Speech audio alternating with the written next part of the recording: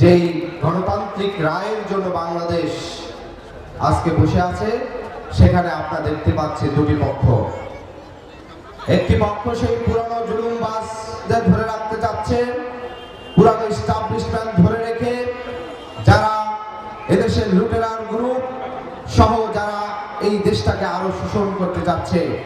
বিপরীত দিকে বাংলাদেশের স্বাধীনতার সার্বভৌমত্বের জন্য ভারতীয় আধিপত্যবাদের বিরুদ্ধে এদেশে গত ফ্যাসিবাদের সময় যে গণহত্যাগুলো হয়েছিল, বিশেষ করে জুলাই আগস্ট গণ অভ্যুত্থানে যে 1400-এর অধিক শহীদ হয়েছে, 2009 সালে সেনা কর্মকর্তাদেরকে হত্যা করে 2014 সালে এখানকার আলেম ওলামাদেরকে শাপলা গণহত্যা করে যে বাংলাদেশের স্বাধীনতার সার্বভৌমত্বকে স্থগিত করে দিয়েছিল, প্রতিবেশী রাষ্ট্রের কাছে নতজানু পররাষ্ট্রনীতি দিয়েছিল, সেই প্রত্যেকটি গণহত্যার বিচার এবং গত 54 বছরের বাংলাদেশের শাসনতান্ত্রিক কাঠামোর পরিবর্তনের জন্য যে মৌলিক সংস্কার প্রয়োজন, সেই সংস্কার বিচার এবং আধিপত্যবাদের বিরুদ্ধে আজকের এই 11 দলীয় ঐক্যজোট আজকে ঐক্যবদ্ধ।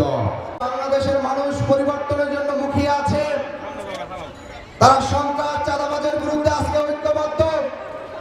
যারা নারীদেরকে নিপীড়ন করে, গণতন্ত্রের কথা বলে, মানবাধিকারের কথা বলে, যারা আজকে বিরোধী মতকে নিপীড়ন করে, শুধু নিপীড়ন নয়, সেই পুরনো 54 বছরের যে রাজনীতিতে আমরা দেখেছিলাম যে প্রতিহিংসা রাজনীতি করে প্রতিপক্ষকে হত্যা করত। গত 4 দিন আগেই জামালপুরে আমাদের এক ভাই মাওলানা রেজল করিম ভাইকে যারা নৃশংসভাবে হত্যা করেছে সন্ত্রাসের মাধ্যমে, তারা শুধু প্রতিপক্ষকেই সন্ত্রাসের মাধ্যমে হত্যা করে না।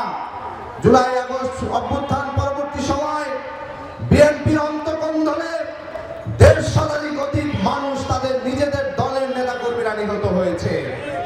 আমরা বলতে চাই, যারা নিজেদের দলের নিজের ভাইয়ের হত্যা করতে যারা কুণ্ঠাবোধ করে না ক্ষমতার জেরের কারণে, তারা আগামীর বাংলাদেশে এদেশের মানুষের নিরাপত্তার জন্য, বিরোধী দলের নিরাপত্তার জন্য তারা কিভাবে কাজ করবে, সেটি আজকে 18 কোটি মানুষের প্রশ্ন।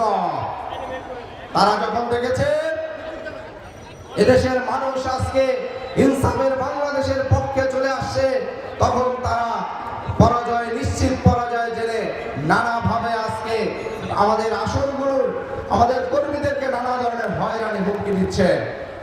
প্রিয় ভাইরা, আজকে একটি কথা বলতে হয়, আজকে যে ঢাকা 18 আসন, বৃহত্তর উত্তরা আমাদের দ্বিতীয় স্বাধীনতার যে সূতিকাগার, এই বৃহত্তর উত্তরা 19 জুলাই এখানে গণ প্রতিরোধের মাধ্যমে ফ্যাসিস্টকে ঠেকিয়ে দেওয়ার যাত্রা শুরু হয়েছিল।